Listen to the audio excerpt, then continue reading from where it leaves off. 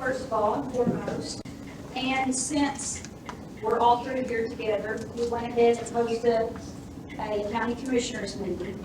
And so what we're gonna do is we're just gonna take roll call, and that way, because the auditor is here. Anyway, so, Rochelle, would call this meeting to order. Do roll call, please. Okay. You want me to call? Yeah, just roll call. Okay. Mr. Rush? Here. Ms. Thompson? Yes. Ms. Dennis? Here. All right, that's that.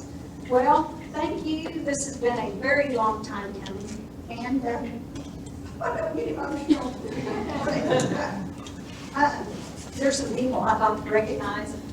Obviously, Congresswoman Vice is here, State Auditor. We have Judge McDaniel here. We have Judge Engel somewhere. Someone, not Judge Engel, I'm sorry. Judge Mueller. Judge Mueller, we have Mayor Chicago, we have City Manager Andrea. We have Laramie Cochran from Senator Langford's office back there. If I've missed you, raise your hand. Okay,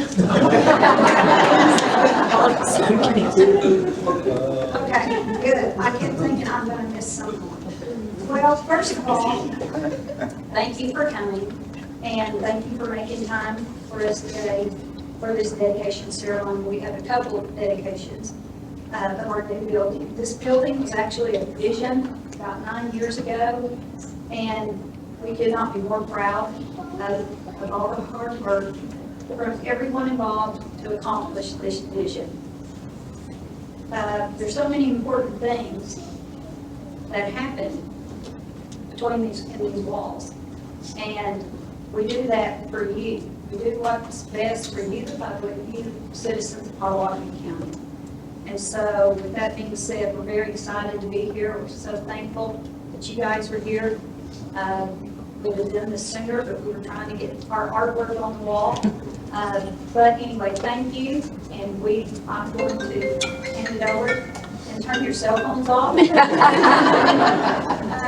I'm going to turn it over to Congresswoman Vice.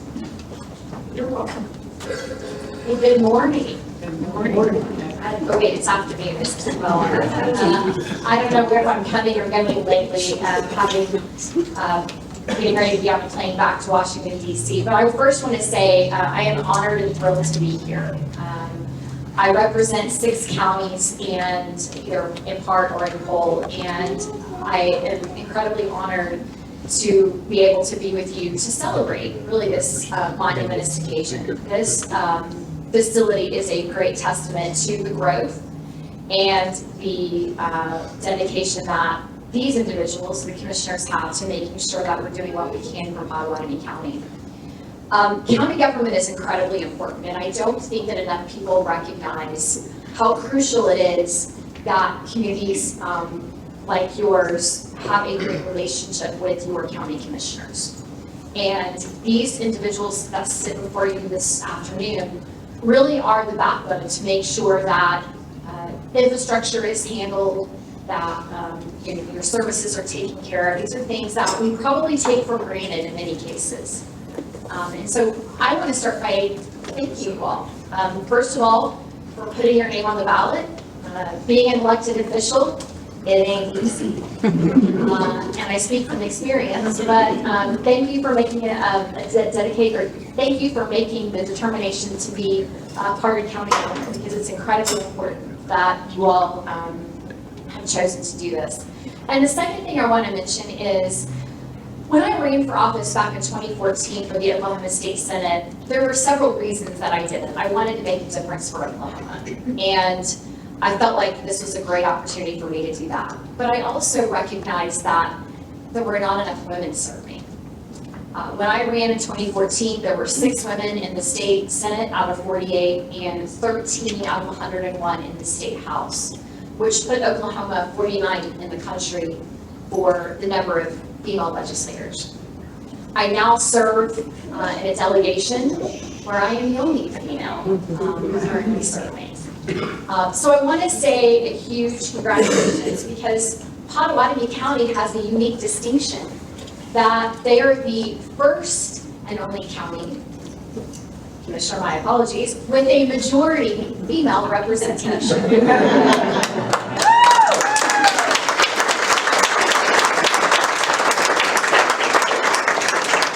So thank you for the great honor of being with you this afternoon. I look forward to the actual celebration. Now we have State Auditor Cindy Bird. I've known Cindy forever. I used to work at the auditor's office. But I met Cindy back in 1992 or three or four, I don't remember, back in the 90s when I was the coach.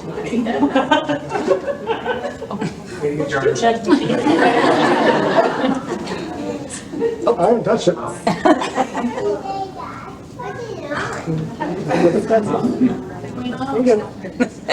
Gotta love new building construction. Learning where the light switches. That scared me. I thought, oh, that's the truth. I met her a long time ago.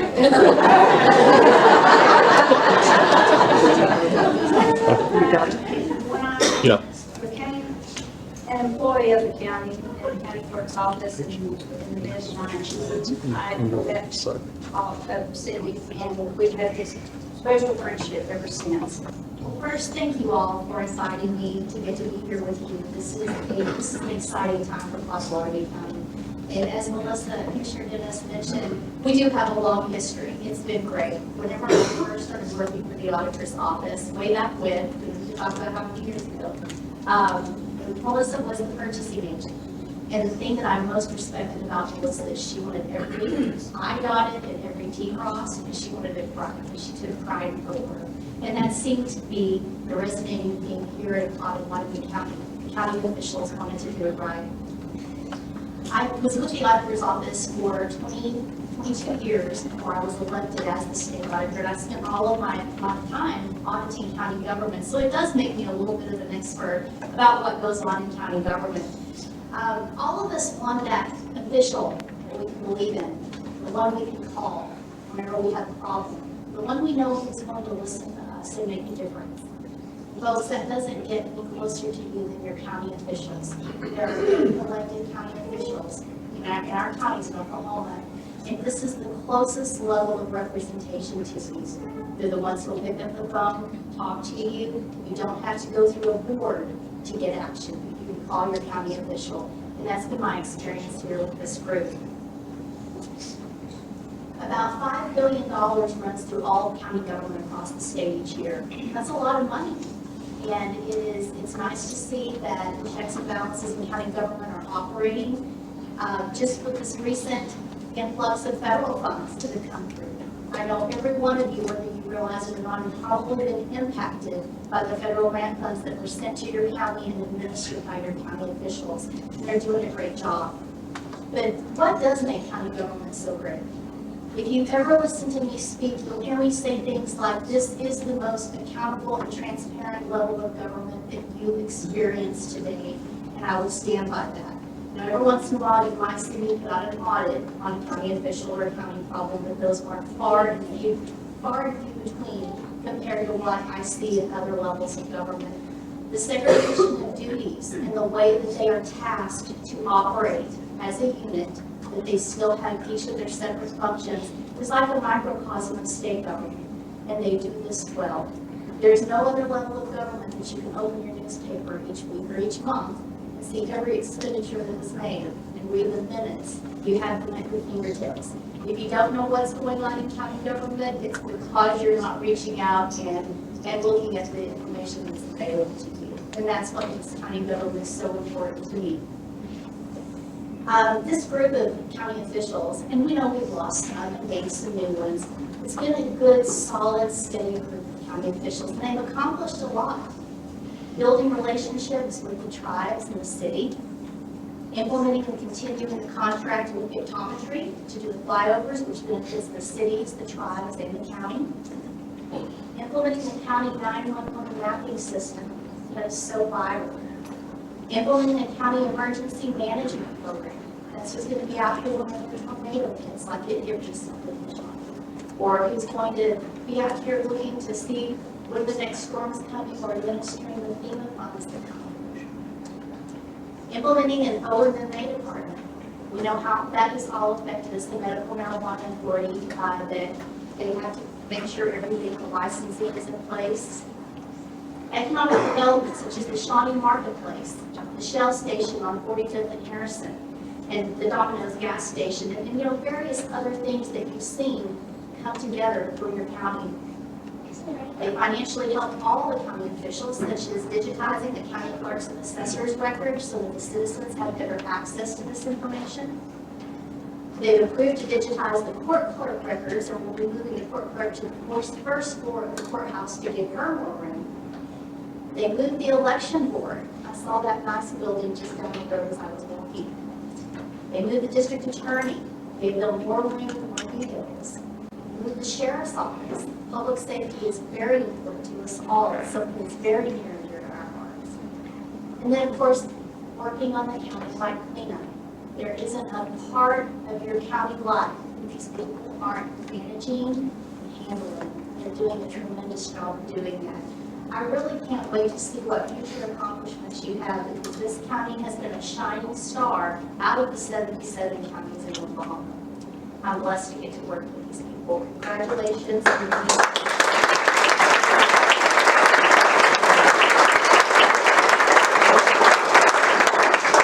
Now, I'll follow up real quick before we get actually started, but your 1 cent sales tax is what built this, and it's paid for, we don't have to on it. And so every time I get to a group of people where I can say, thank you, because if we did not have that 1 cent sales tax, and we can ask either one of these commissioners, if we didn't have that 1 cent sales tax, you could compare us to Johnston County, actually, because our state money that we get through the transportation it's just not there. And so there'd be a lot of different things happening with this 1 cent sales tax if it wasn't there. So I always say thank you again for you guys who want to put in after 2001 or 2. But thank you, and yes, we are excited to do new projects and start new projects and carry on. So thank you again. Let's see. Nick Atwood, why don't you come on up and there you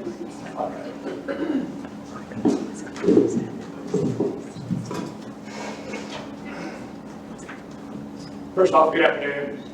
I want to thank everyone here today for attending this dedication ceremony honoring Tommy Arnold and David Hammer. Thank you to the elected officials, law enforcement, and first responders for attending today. I was asked here today to speak about our friend David Hammer on behalf of the Potawatomi County Bar Association. Not only was David a colleague, he was a friend to me, to you, to all of us. When we lost David, it created a real void in our community. David is and always will be irreplaceable. I recall talking to David just days before he passed away. I was at the lake for the July 4th, a holiday weekend, and called to check in on him to see how he was feeling and about his great election victory. Although I was called to check on him, he quickly turned that conversation to check on me and see if I needed anything. In a nutshell, that was David. I have no doubt that David would have been a tremendously successful district attorney. He would have been a true selfless public servant that would have ensured our community's safety for all. David was full of energy, joy, and love. He always seemed to have a smile on his face, and his laugh. I loved his laugh. It always made me laugh more. He always had the time to talk to you, no matter what was going on in his life. He was always quick to help somebody in need. David was the epitome of the type of colleague and friend I aspired to be. He was a fierce practitioner of the law and always zealously advocated for his client. David understood the importance behind the meaning of the blind idea of justice and how it is vital to the legal profession and to how it carries out justice. And David always kept his word. He never had any doubts about it. If he said it, it was true. As a friend, there could not be a better example for any of us to emulate. David's listening ear and a perfect piece of advice would always soothe whatever issue was going on with each and every one of us when we're talking. When I think of David, I'm reminded of one of my favorite parables. It goes like this. There's this guy walking down the street and he falls into a hole. The walls are steep, can't get out. A doctor passes by and the guy shouts down, "Hey doctor, can you help me out? I'm stuck down here." Doctor pulls out his prescription pad, writes it down, throws it down into the hole. Next, a priest walks by. Father, can you help me? I'm stuck." Priest pulls out a pad of paper, writes down a prayer, throws it out. Then a friend walks by. It's Joe. "Hey Joe, I'm down here. Can you help me out?" Joe instantaneously jumps down the hole. Our guy's looking at Joe now going, "What the heck, man? We're both down here. What are we going to do?" Joe looks at the guy that's down in the hole and says, "Hey, it's okay. I've been down here before. I know the way out." That was David. He would jump down into a hole without thinking twice. We all miss David. We're all better people because David was a part of our life. I know I am. The Potawatomi County Bar Association is going to have a plaque that will be delivered, I believe, in July for his tree that is going to be out front. Thank you for my time today to speak about David and our friend, our colleague, and you guys all have a blessed day. Thank you.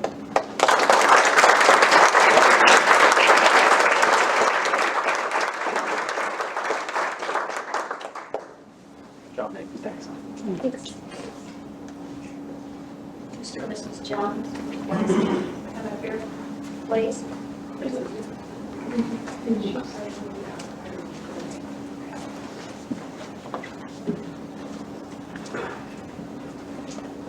On behalf of Potawatomi County Commissioners, this says, David Hammond, as we pass by this beautiful tree, a special man and an inspiration for everyone.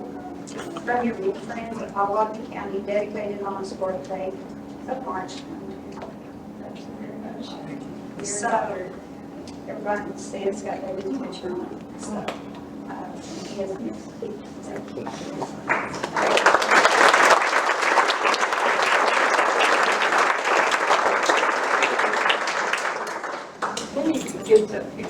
Yes, absolutely.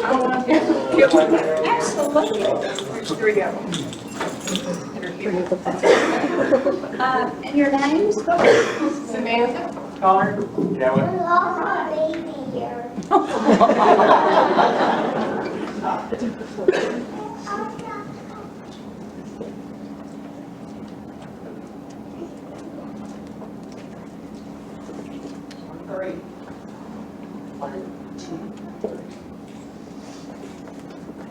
Thank you.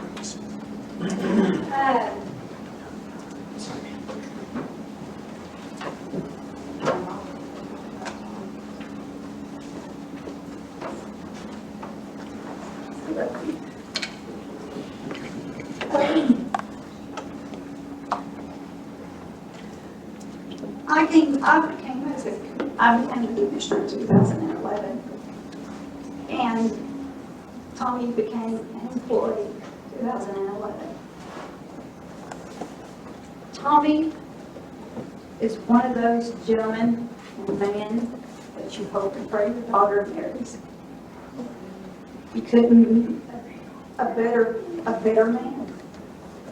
And when he wasn't here when the previous commissioners and I had this vision, but when we started rolling that ball and getting it started, Tommy came into my office and he sat down. He had found out he had cancer, and he said, "Let me take the baton and let me run this project." And I said, "Tommy, there's a lot involved." And he said, "I want to do it. I want one big project before I go. And so he did. I mean, he was that front runner. If it hadn't been for Tommy, Lord knows I don't remember my head half the time. I mean, we might have got this thing built in 2040, I don't know. He did, and he was a knight in shining armor. And I cannot sing his praises enough.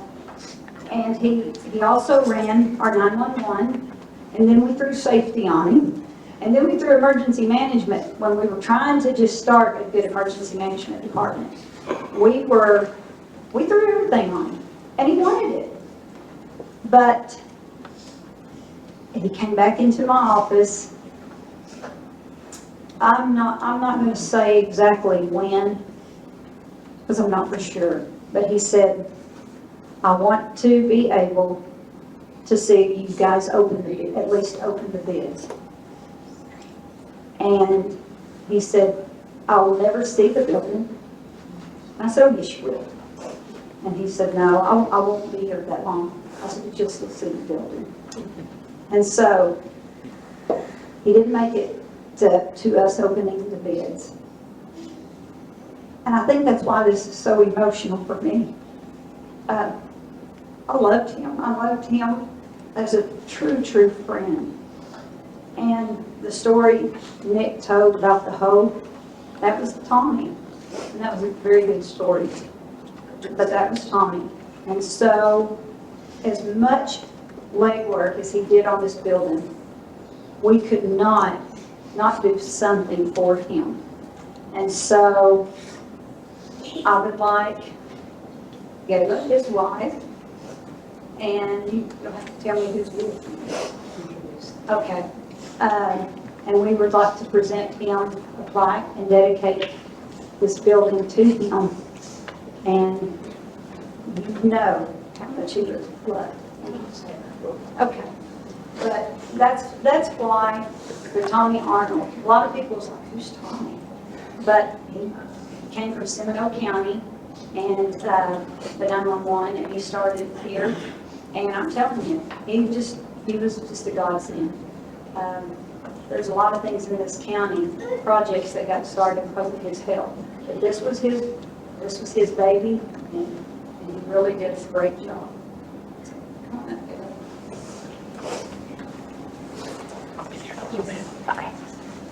I'm going to start with a story about him just quickly. That Melissa knows is true. He told me he was giving an award, and he wanted me to come to Norman and be with him when he got his award. So I go into the event center where the award was, and I said, I'm here for the 911 conference. And the lady at the desk said, ma'am, there's no 911 conference here. And I said, what about IT? Is there an IT conference? Because Tommy was an electrical engineer, and he did IT work for the county. They said, no, ma'am, there's not an an IT conference here. And I said, what kind of conference is here then? Because my husband is here, and he's getting an award in a conference. And she said, what about floodplains? I said, I think that might be it.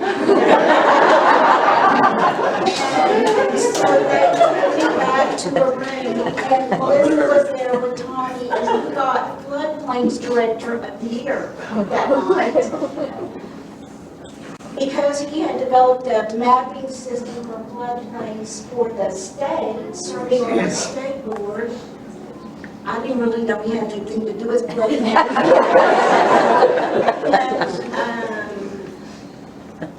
Being floodplains director of the year and developing this floodplains map for flooding for the whole state. I had no idea. We were married 44 years. I thought I knew all about him. He came to Pott County to work by way of Seminole County, but he came to us by way of Louisiana. In the little northwest corner of Louisiana, the little town called Plain Dealing that didn't even have a stoplight when he was growing up. And they say that he worked trigonometry in junior high. And then they had to order extra books in the little private school he went to because they didn't have enough books to keep him busy. and he graduated from Louisiana Tech in electrical engineering. He was a brilliant man. He was a kind man. Tommy loved Jesus and his family and his friends, a lot of who are represented in this room. Our daughter Katie is here with her husband Stuart and our two grandchildren, Elle Thomas. It was named for him. He lived 29 days after Elle Thomas's birth, so he got to know her. And Lane is there on his dad's lap. Emma Arnold is next to Ellen Katie. She's our oldest granddaughter. Our daughter Amy is there beside my mother, who, this is another great story. My mother, we couldn't find her at Tommy's funeral, and it was time to leave and go to the cemetery. We couldn't find my mama. We looked everywhere. Who's she talking to? Is she in one of the bathrooms? Where's mama? She was a nurse. She said that at one point she leaned over and told him, I'm gonna go the last mile with you. I'm going with you the last mile, and mama was in the hearse, and she rode with him to the cemetery. And the last miles he traveled, my mama was in the cemetery, was in the hearse all the way to the funeral with him. My sisters and brothers-in-law here, Jonna and Mike Garvin, Karen and Kelly Cook, my niece Kelly Ann, my nephew Jeb, their children, the urban boys, the handsome urban boys are back in that corner, John Michael, and Grayson. And Trey is here. I have to look at him sometimes, they all look so much alike, I can figure out which one. That's Trey's baby that's going to him and his wife. So many, Timmy Wall and Steve are here, they're dear friends of ours. The Swartz are here, they're dear friends of ours. There's so many of you. He loved Rochelle so much. He loved Melissa Dennis so much. And he loved what he did. And he loved his building project. During COVID, it's what he did. He did it all day and into the night. He worried about every one of you having the space you needed. He worried about drawers and cabinets and closets, and I think if I understood, he came around and talked to you and said, what do you need? What do you need? What are you going to need? What space are you going to need? He worried over the plugs and there being enough plugs to plug in stuff at every outlet. He worried about the lighting. I have done 3 or 4 mediations in the Tommy Arnold boardroom. It's a fine space to do business. It takes me a minute every time I go in for a mediation just to calm myself, to think about, his name of Laura, I know I'll do his pictures. I expect I'll pull it together, and he loves this project. His last day of work on this project was on a Tuesday in June of 2021. He died on Friday, 3 days later. That's a pretty good run. He worked on this project on Tuesday and died 3 days later, 2.5, 3 days later. He loved this project. He would be so proud of it. He would be grateful to you all for being here, for honoring him. He was not a man who saw honor. He got another award recently called the Everyday Hero Award. Abby Thompson brought that to me, and that's what he was. He was an everyday hero. He was, I'm going to tell you one last thing about him, that you probably don't know, he was a cowboy.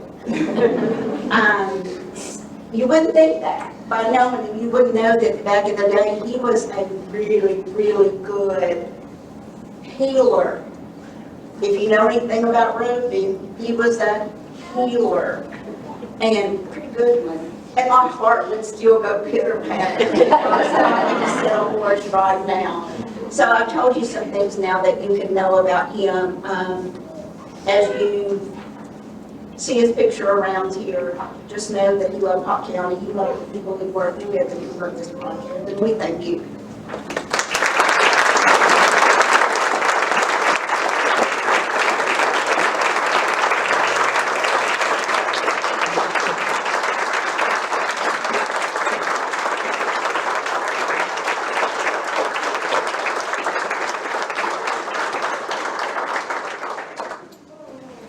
I'm going to tell one story real I promise you'll get our last little flags. Last thing you'll get a cookie or water.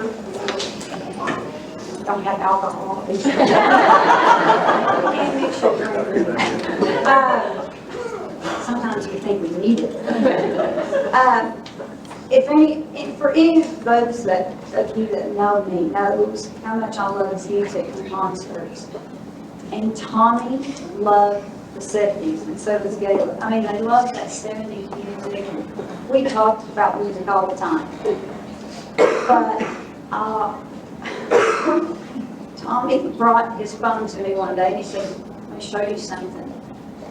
And it was him and Gayla. You know what I'm talking about? It was him and Gayla sitting in the front seat of their car, pantomiming to "Don't Go," what was it? "Don't Go Breaking My Heart." I don't remember. But they had water bottles as their But that was Tommy, and that was so funny. And then I thought, okay, I don't have to be so prim and proper around Tommy now. He sings in a water bottle. I bet he's doing a hairbrush. So. But anyway, we'd like to dedicate this plaque to you. Tommy's picture on it, and this picture will be hung in the Thomas Arnold conference room.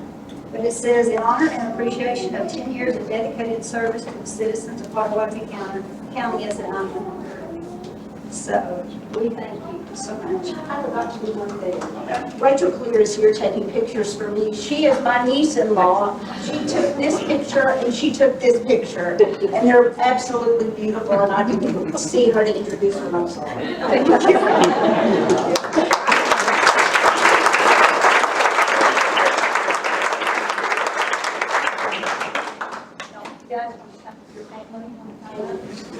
Is there room for them?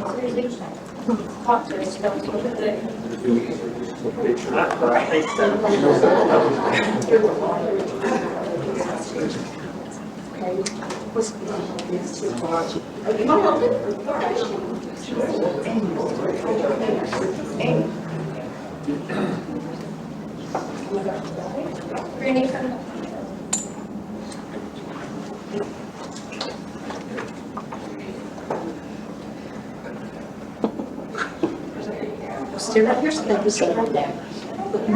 On three. One. Are you late? 2, 3. Okay, now Rachel's going to take one. Stand right there. No. She can do that.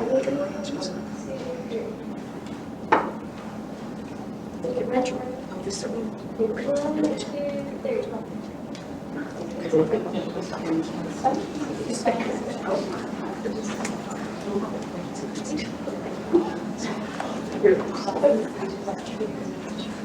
Okay, so there's a reason I did not introduce our other elected officials, is because we're going to give them a plaque as well.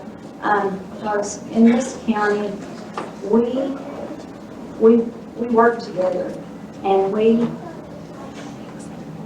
respect all the county officials that's here.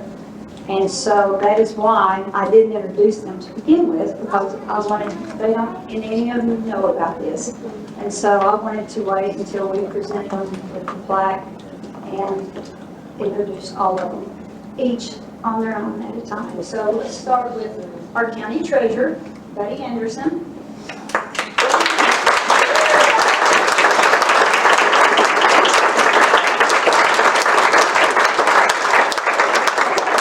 Your county treasurer, your court clerk, Valerie Olson.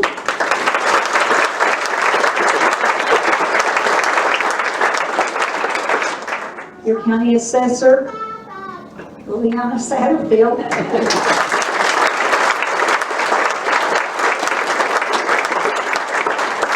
Your county clerk, Rachel Llewellyn.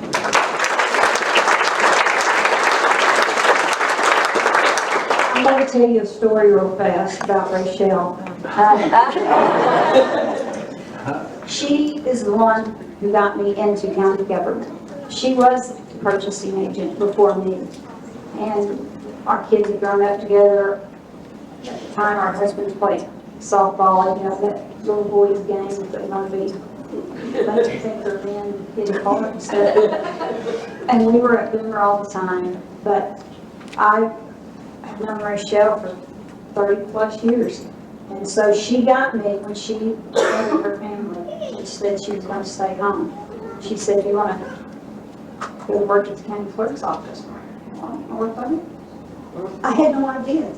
Had no idea what the county clerk's office did. Didn't know. I just didn't know. And so I say that to say, get involved. Get involved in your county. We all have that experience, and get to know your elected officials and what they do, because they do so much behind the scenes for this county, and they do so much for us that, you know, we probably aren't as appreciative as we should be sometimes, but they are a team. And that was, I had to tell that story on Rochelle. Our district attorney is here, Adam Cannon.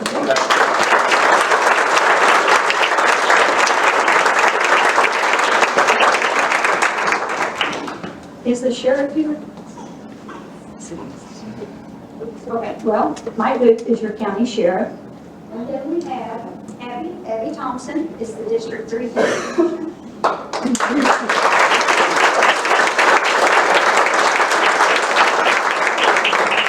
And Greg Rush, who is usually in between the two women all the time.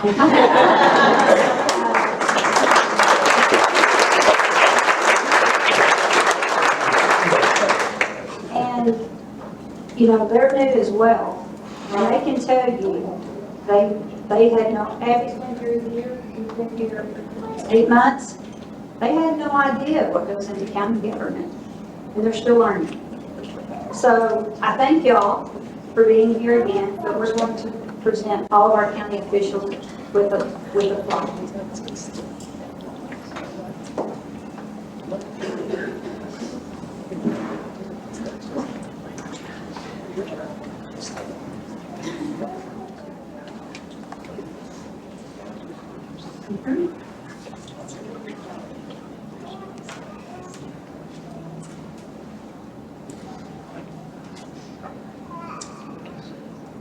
And I guess we can give the sheriff's office theirs, but anyway, we appreciate you, we thank you, and we thank you guys. And that actually brings us to the end of our ceremony. Feel free to walk around, look around. You don't have to turn the lights off. Because it's Tony's idea. So enjoy. There's cookies and water and bread.